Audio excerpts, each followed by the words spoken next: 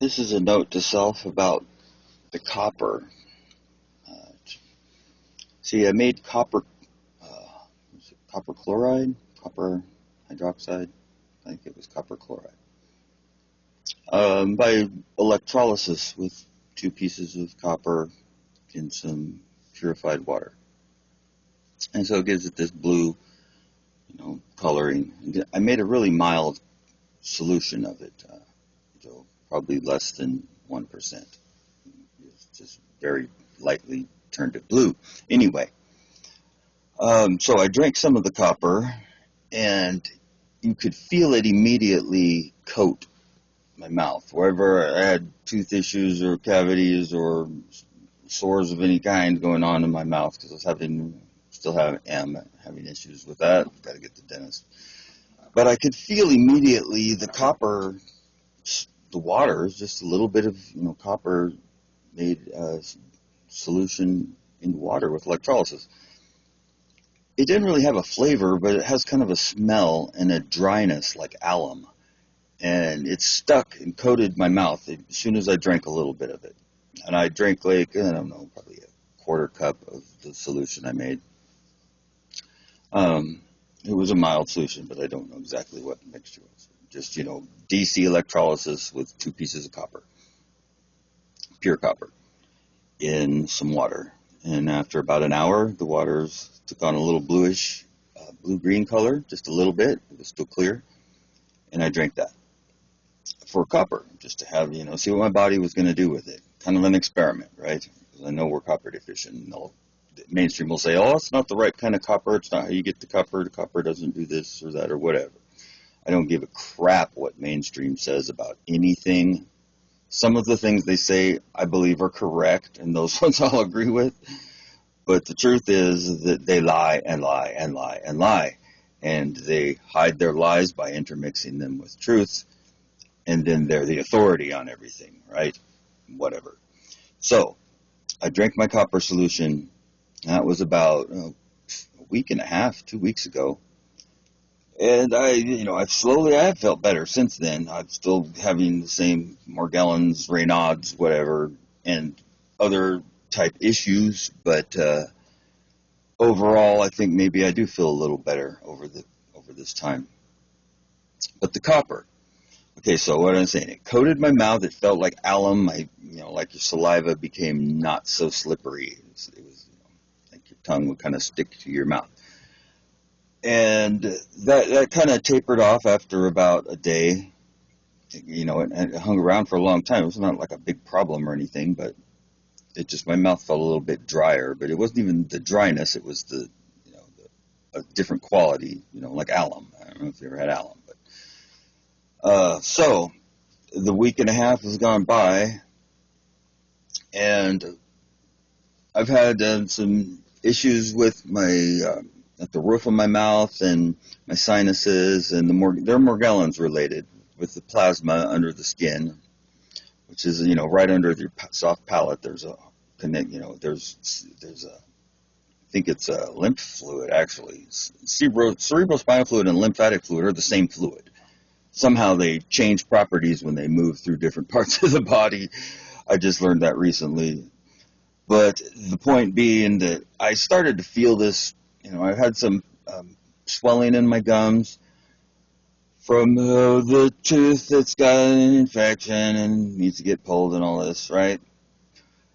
And when I was feeling that, as after I got up to this morning, I started to feel it swell a little bit, and then, like, shortly afterwards, the copper taste and the sensation of the dryness kind of thing just began to permeate through my mouth again, and my mouth would water a little bit, like an immune response to the infection. Like the infection started to swell again, except the difference is this time my body had reserves of copper because it's the exact same taste and sensation in my mouth as when I first drank the copper water a week and a half ago or so.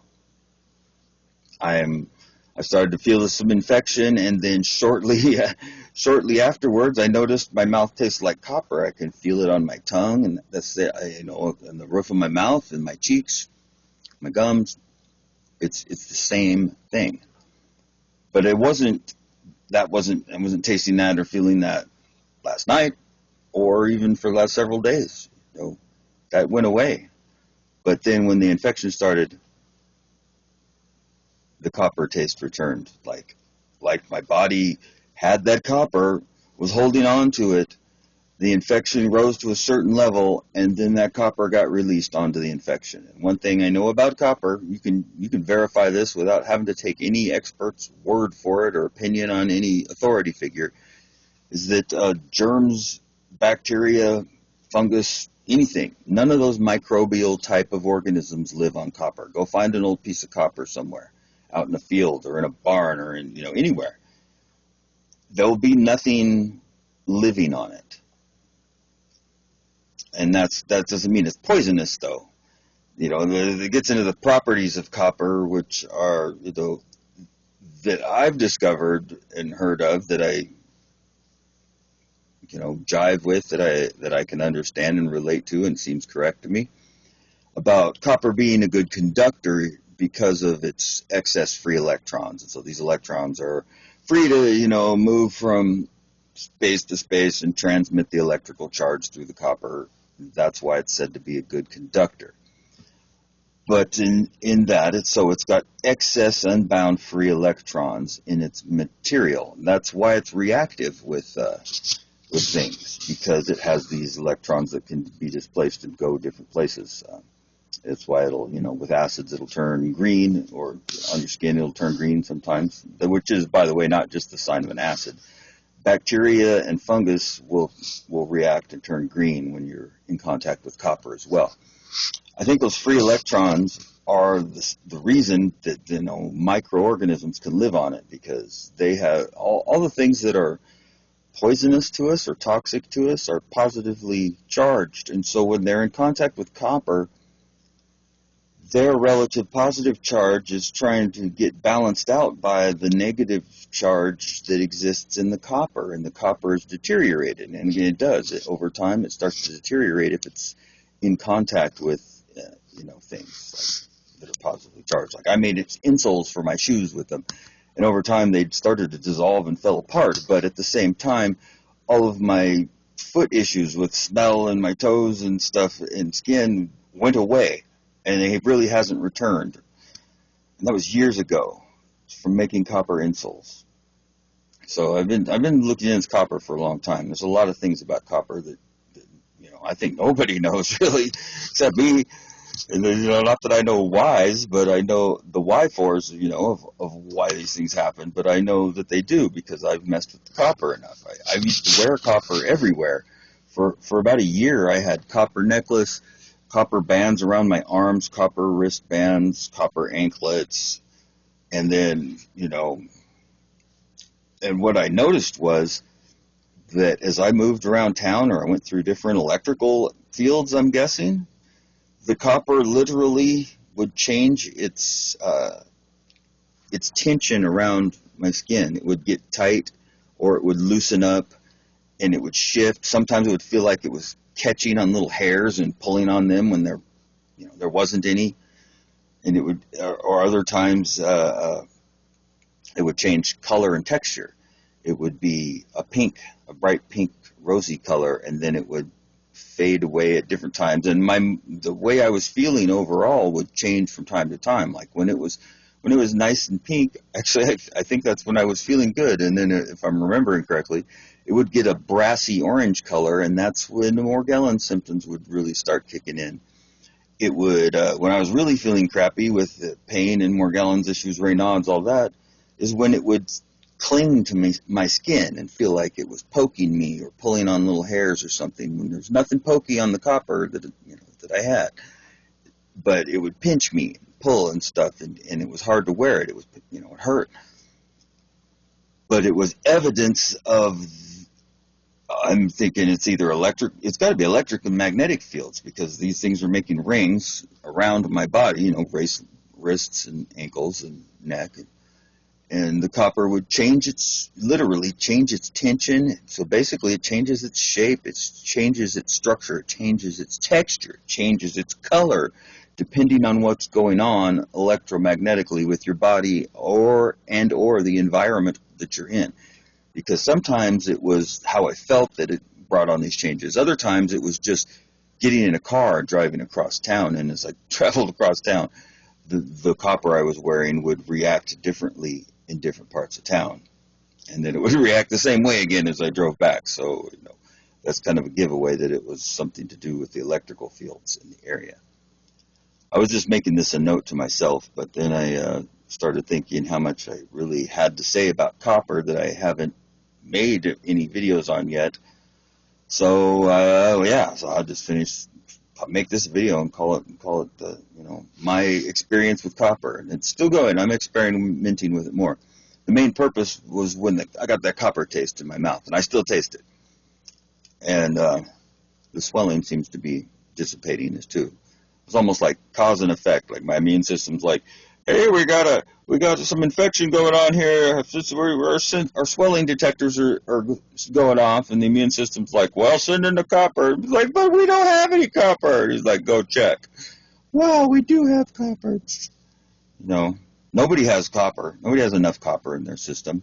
It's all of our, even if you eat a lot of vegetables, it's all grown in fucking fertilizer and probably fluoridated water. The fertilizer, they put in all kinds of the nutrients that it needs to grow and yada yada, except they forget the copper. I guess they just forgot that copper was supposed to be in there too.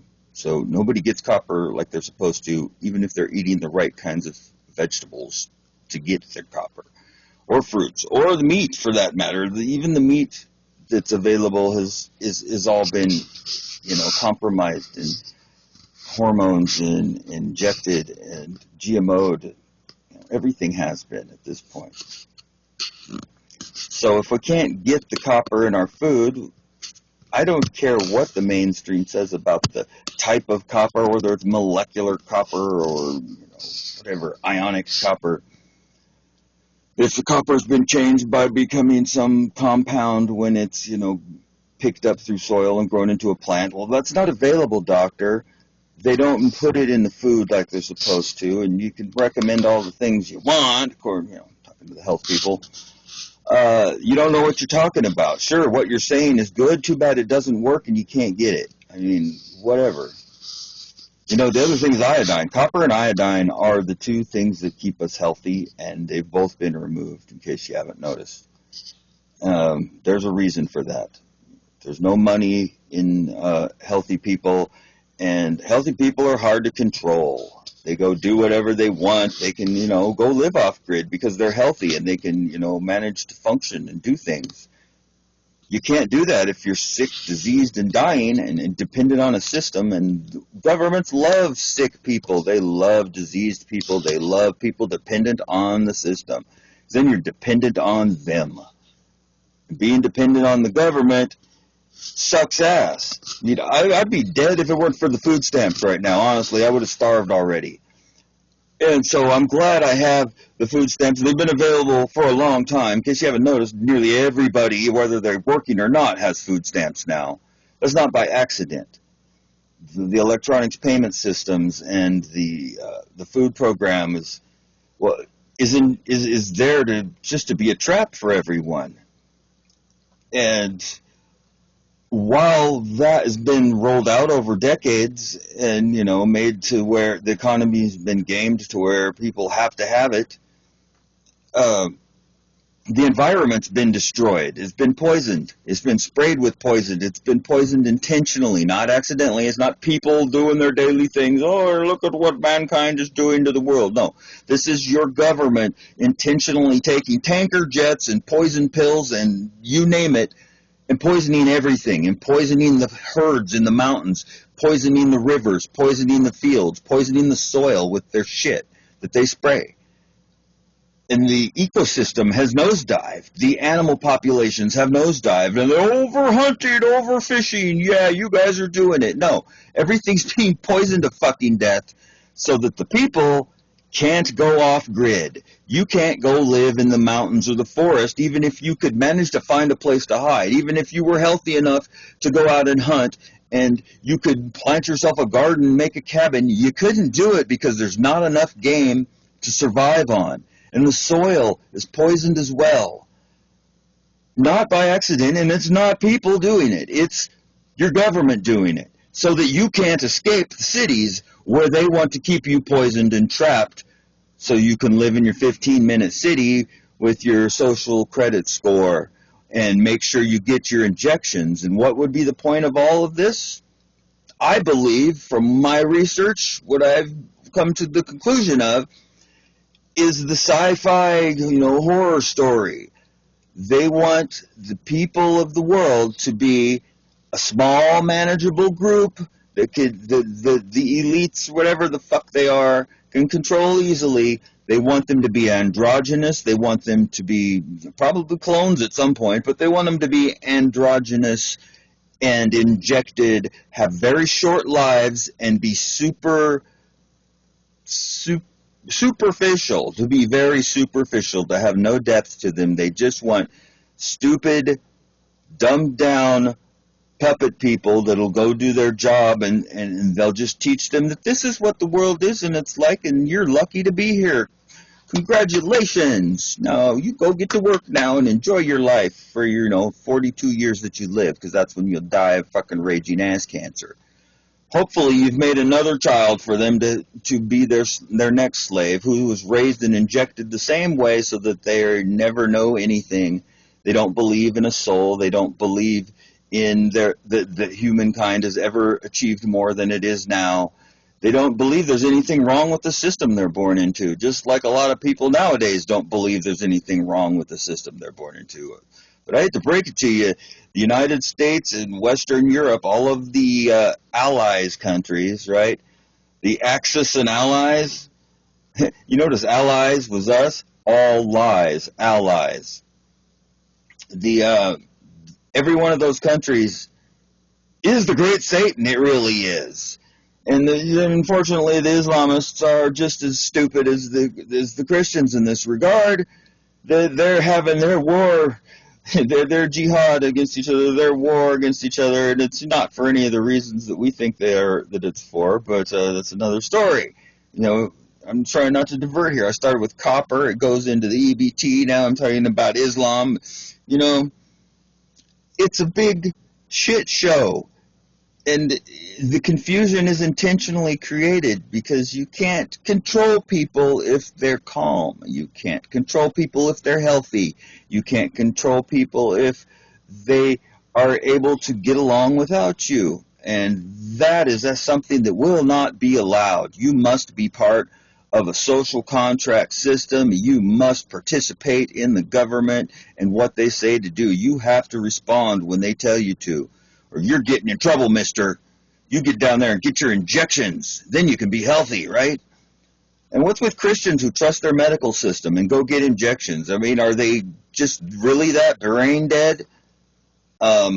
Jesus, though they are now. God makes crap and has no idea what he's doing, right? But luckily, our smart doctors and health professionals have found ways to overcome God's incompetence, because, God sucks and all of his creatures are diseased and sick and dying. But luckily, smart people came up with things we can inject into the people and help them to be healthy. That's what's going on. Yeah, and the pharmacy is not the pharmakia, right? Pharmakia was sorcery and witchcraft in ancient Greece. That's what the word is, pharmakia, which became pharmacy.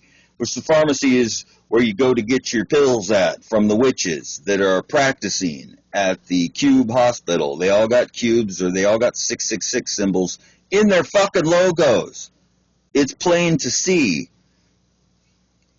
Maybe I should make a presentation on it when I have all the pictures ready to scroll them up on the screen. But if you heard what I just said about the cubes and the sixes, look at the hospital logos and really concentrate on them for a little bit. Whenever you see a health provider that's mainstream, you'll find that. There's a 666 and a cube. The cube is everywhere. The cubes, if you want to be in business and you want to be, making the big money and recognized, you got to become a corporation, speaking dead, or a limited liability corporation that's just under the wing of the sleeping dead, and put a cube in your logo, or a Star of David hexagram floating in 3D space. Anything that shows a cube, resembles a cube, could be interpreted as a cube, is a cube. The Chevron logo is a cube. Goes on down the line. Cube, cube, cube everywhere. Get inside the box. The cross itself. You fold up a cross, you have a cube. And the cross was not for crucifying people. That's not where its origins are. Originally, it was a cross because you hold it up to the North Star in the middle, and your hand's down here, and you end up with a plus. And that plus gives you your 4 directions.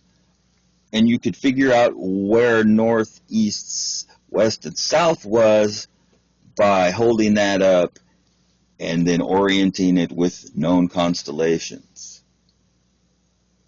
That's where the cross came from. It got perverted into a symbol of torture and death, and then, assumed by the death cult, which, I'm sorry, Judaism and Christianity are both death cults. If your religion believes in the concept of having to kill something in order to appease God, it's a death cult, and it's a death cult system of death cult God. But look around you. That's where we live. It's a death cult.